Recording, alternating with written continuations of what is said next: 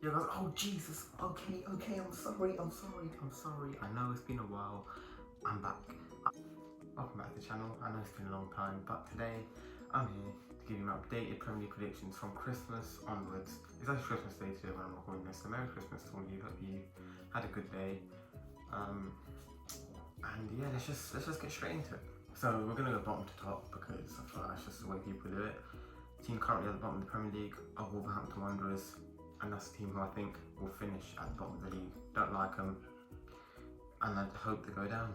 And that's why I put them there. They can't seem to score any goals. They need to get a striker, and if they want to stay up, they don't do that. I don't see any way from that in the relegation zone. In 19th, I have gone with Leeds United. Now with Leeds, they've had some good results this season. For example, winning at Anfield, then next week coming back to beat Bournemouth at home. However, and although they do have some good players like Somerville, I thought he's been fantastic. And that new Italian kid they've got, Gnotto, whatever his name is, he looks quite good. And Sinistero, I know, did start the season quite well as well. Bamford doesn't look on it this season.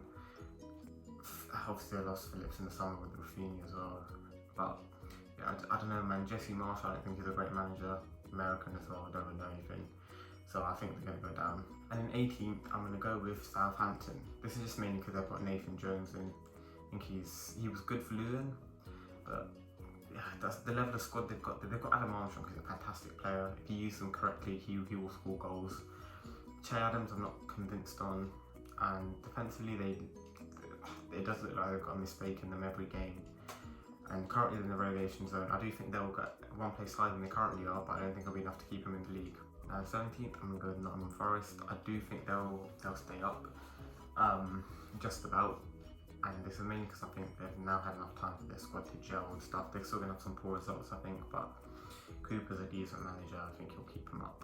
16th, I'm going to go with a team who I put 19th to start season, and would also be 19th if results in real life matched up with the predictions I made so far for every game week, and that is Brentford. I do think they'll finish 16th. They're in like 10th in real life right now, but I do think they'll slip down the table with Tony not being there, but because they've got enough points already where they're far enough ahead of the teams below them, I do think they'll stay up. It is very tight in that mid-table to relegation block though. Anyone could go down. It's really a bit of luck and you might stay up. In 15th, I'm actually going to go with a team who I thought had no hope of surviving this season, and that is Bournemouth. They've done fantastically, even after getting Spurs, Scott Parker. O'Neill's done a good job at stabilising the ship, and it looks like 3-0 winning against Everton ain't a bad result at all. And I think they've got the quality in their team. They've shown that they may not play the prettiest football, but they can get results with it. And at the end of the day, sometimes that's what you need to do. And they've had a takeover. I don't know anything about the owner. He's an American though, so probably not going to give him too much money. But yeah, I think Bournemouth got enough about them to stay up. In 14th, I'm going to go with Crystal Palace.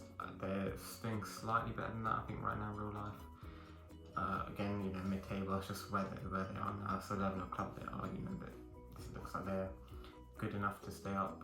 Yeah, again, like I said, from between probably 9th or 10th up until down to 15th, 16th, I think will be very tight. And even probably to 18th, 19th, I think it will be quite close. So, at the end of the day, if Crystal Palace end up finishing like 16th, I think they'll only be a few points off 13th or 14th anyway, which is where I'll put them in 14th. As a fantastic player, he ain't going to take it. He's going to make sure they stay up. He's alright as well. Zaha, obviously, he's a decent player. I think they do have probably a bit too much quality to go down, unfortunately. 13th, I'm going to go with a team who are currently in 17th, just above the relegation zone. As I've mentioned earlier, got beat by Bournemouth 3-0 before the break, and that is Everton. Again, I do think they have too much quality to go down with the likes of Calvert-Lewin, Pickford in goal. I don't rate him that high. I don't think he's a great goalkeeper. He's still good enough to keep him up. Gordon as well, I think he's a good player. Gray and Iwobi have looked good this season, especially Iwobi. In that midfield role, he looks fantastic. So I think they have enough quality. I think Lampard is a decent enough coach, and he'll keep him up with relative ease this season. In 12th, I'm actually going to go with another one of our West London rivals in Fulham.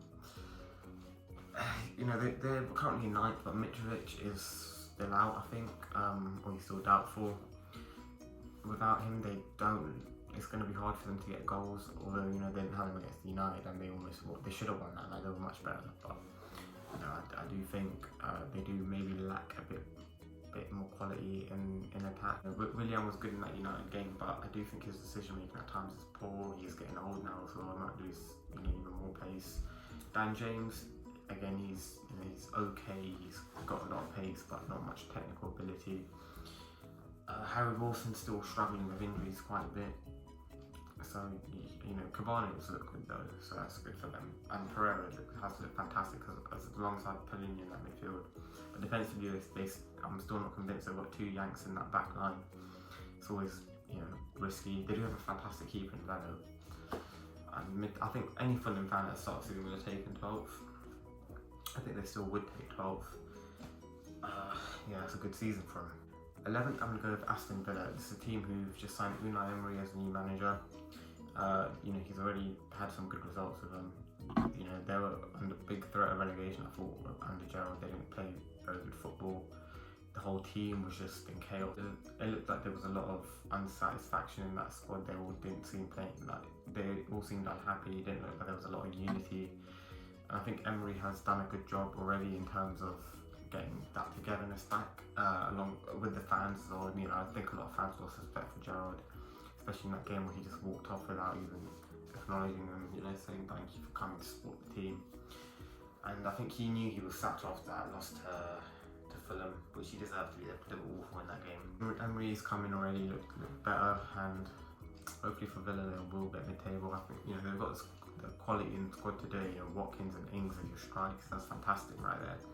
I don't know, when you've got Buendia, you've got Coutinho in that attacking lineup along with Bailey, a very good winger, who's very good at Leverkusen.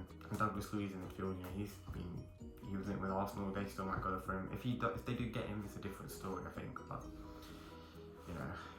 we'll have to wait and see on them. In 10th, I've gone with the team who have started the season really, really poorly. It's West Ham United. Like I've said, they started horribly. They've still got European commitments as well, but I do think that they'll step up a lot more now after the World Cup. I think Declan Rice, he's still played very good this season. It's a shame his teammates haven't. Scamacca, I'm hoping, will score a lot more goals for him because he was touted as the next Zlatan Vice guy when West Ham got him. He has got a lot of ability, he just hasn't shown it in consistent spells yet. I do realise he's playing a lot in Europe and not as much in the Prem. Antonio doesn't look as on it this season. They have been unlucky with injuries. The Moroccan centre back got injured pretty much as soon as he came in. He's still not really fit yet. That's a shame.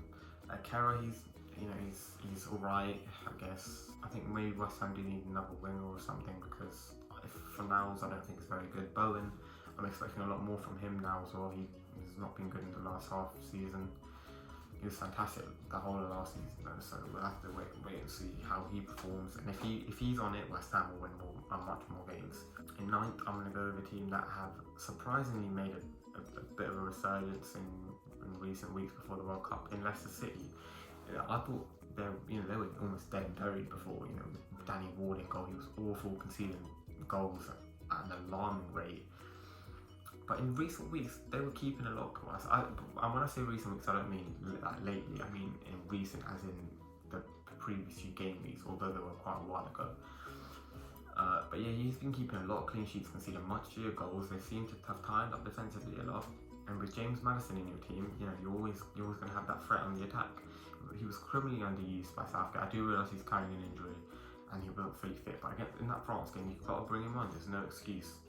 But yeah, when he's fully fit again, he'll be firing them. Barnes as well, they'll be fine.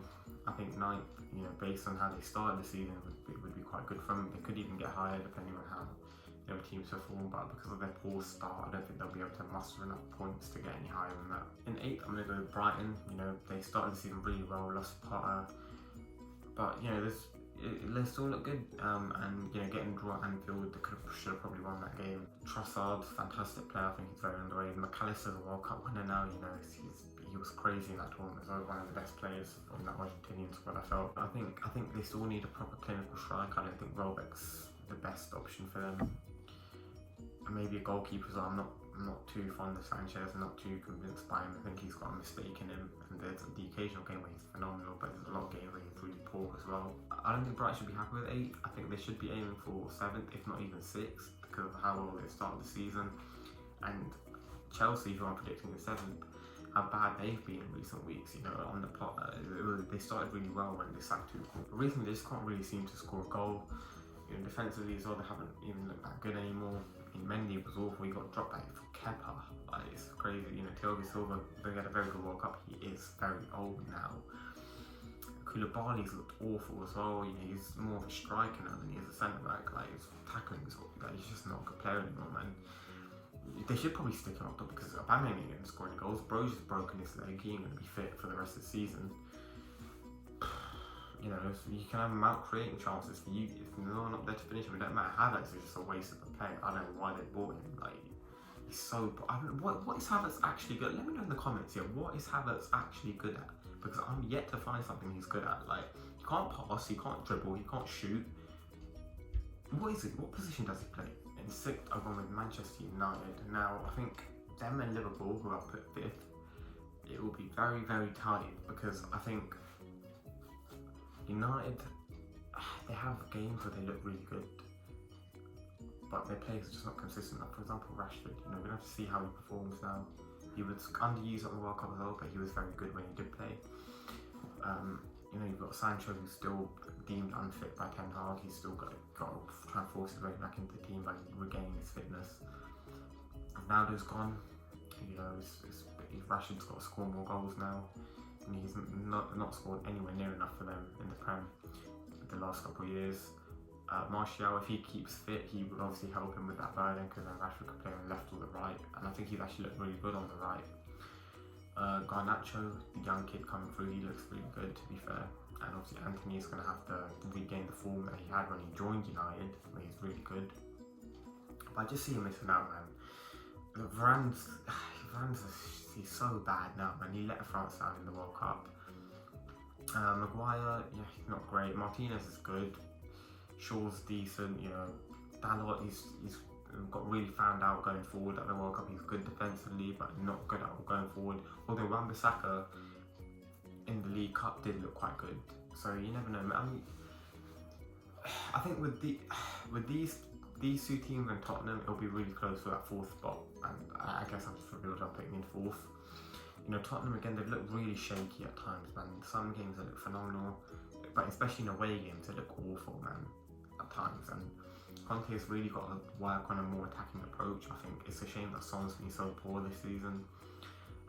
Kane's had no one to really help him with Richarlison being injured and Kulusevski being injured. I think Kulusevski being injured has been really, really, really hard for him because last season he was phenomenal. Came in, created a lot of goals that allowed Kane to be more further forward. And Kane had scored a lot of goals even having to play this more deep line forward role. His passing range is fantastic. He can do everything, Kane, except his penalties, I guess, when it matters. I think Tottenham will just edge 4th. But those 3 teams that I mentioned, they'll be really, really close. And I could easily see Tottenham finishing 6th, maybe United finishing in 4th. It all depends on the players' mentality, and we're gonna know more about that in the coming week with like 3 games. So it's great to have the Prem back, man. But yeah, top 3, it's gonna be unchanged. I think Tottenham. I think Newcastle will finish 3rd. They look fantastic. Callum Wilson, if he stays fit, Isaac's going to be coming back. You know, if Almiron carries on the form that he's had in 8 games in a row, I think he scored in or something ridiculous like that. Saint Maximin can come back into the side and perform how he was before his injury. Bruno Guimaraes as well, he looked fantastic. The 2 centre back, Shaw and Botman, that's it. They've looked really good, as well as Pope. And if them 3 can keep shutting teams out and the attack does its thing, they'll easily get top 3. And yeah, I do think Arsenal win the league. I know I've already written that. I do think they can do it. It'll be tough with Jesus being out. They don't replace him, and Nketiah up to it. You could easily see City getting it because of how good Haaland looked already. You know, De Bruyne's had a very short World Cup. But like I've always said, City are a team that get shook if you attack them. If the teams start going at City, they will concede goals. If they concede goals, it'll be harder for them to win. They do obviously have that weapon with Haaland now, Even if they concede 2 goals, if he scores 3, it doesn't matter, doesn't it? But I do think teams need to start being a bit brave against them. If Arsenal can keep City to a point in both games, perfect. They don't even need to win them. I think if they just, because Arsenal beat every single team this season they've meant to, with the exception of Southampton, where they got a draw with I think poor refereeing decisions went against them. And against United, I do felt they were the better team. They were unlucky on that day. But they've looked really good this season, Arsenal, and I want them to win the league because it'd be better than seeing City win it again. But we're gonna have to see how they can cope with the injuries. Those are my predictions. Let me know yours in the comments. Thank you for watching, and I'll see you very soon for another video.